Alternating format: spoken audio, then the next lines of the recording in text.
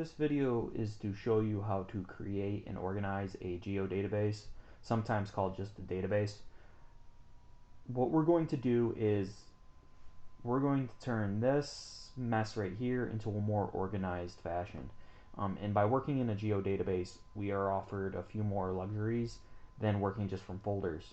A big one is being able to assign a coordinate system to a large group of shapefiles. So first thing we're going to do is we're going to right click, go to new, and personal geodatabase. You can use the file geodatabase if you want. They're larger and more groups of people can edit them. However, only I think certain versions of the software, Arc Editor and above, can use it. I'm not sure if ArcView can. So I'm just going to stick with a personal geodatabase just because it's what I'm used to. And what you're going to want to do is whenever working with the geodatabase, you're going to want to name it after the location that you're working in, whether that's a city, a park, a corporation, anything. So I'm just going to name it Town USA, just be very generic. And what I'm going to do now is I'm going to make subcategories in that geodatabase. And this is where it'll allow me more freedom than just folders. So we're just going to go to new and data and feature data set. I'm just going to label this well field. Make sure there's an underscore if you're doing 2 words. Or you could have just left it all one word. And this is where it allows us to assign a coordinate system. I'm going to assign it NAD 1983 US feet, and it will assign this coordinate field to whatever I import into this data set. The vertical coordinate system only matters if you plan on doing 3D modeling, which I don't plan on using. And just leave the tolerances alone unless you have plans for it yourself. Now what we're going to do is we have our well field data set. So what we're going to do is import files. So we're just going to go down to import, feature class multiple, and we're going to add those ones that are important to us. So with water fields, what would be important is streams, the watershed, the well field trails, and the wells themselves.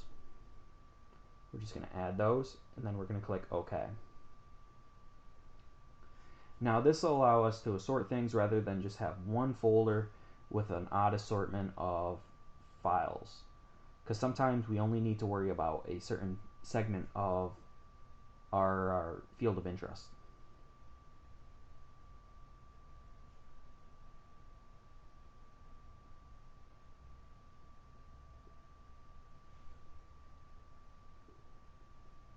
Now you cannot put tables inside a data set. The reasoning being is that they won't appear on the map, so there's no real reason to have a coordinate system attached to them. But we can import them into the geodatabase itself, and I'll show you how to do that later on. So now if we open up our geodatabase, we can see that our well field now has all the files associated with the well field. If we wanted to, we could create a new one, feature data set of transportation.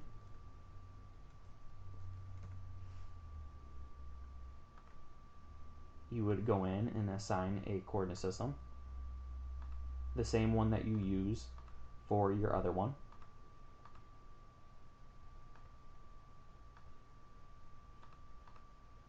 And you would right click, import multiple feature class, and you'd be able to bring in gas stations, roads,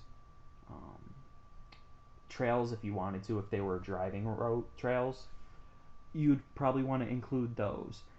So by doing this, we can offer more classification inside our main interest.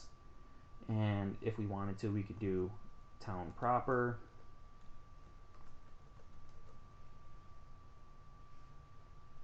Once again, you would add the same coordinate system.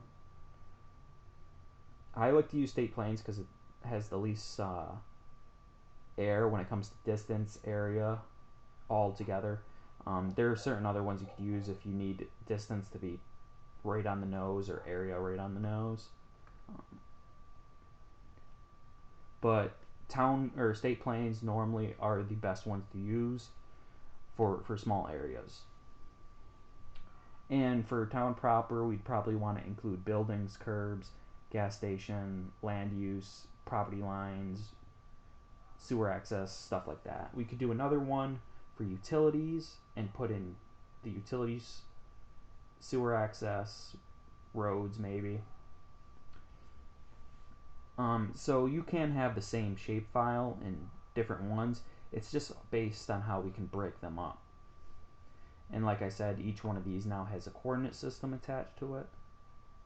That is right here. You can actually go in and modify it if you need. So we can cancel out of there. And say we had a few shapefiles we didn't really have anywhere to put them, and we don't want to put them in a data set. All you would do is right click, import, feature class, multiple, and we'll put these three in.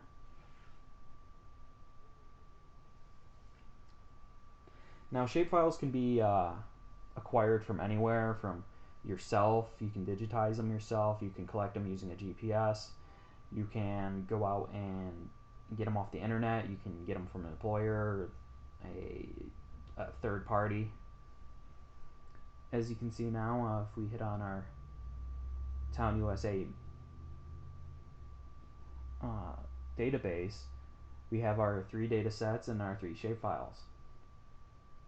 Now, seeing that we can't put tables inside these data sets, what we will do is we will just put them in the geodatabase, and we just go by import table multiple, and we just add them in here. You should never try to add a shapefile through this one. It won't let you.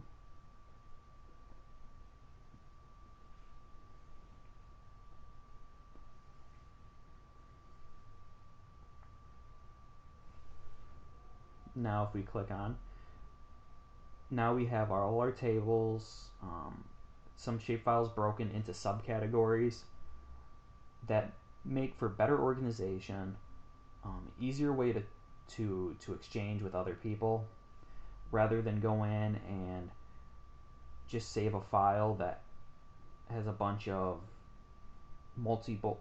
A shapefile is a multiple set of files put together, and that makes a shapefile.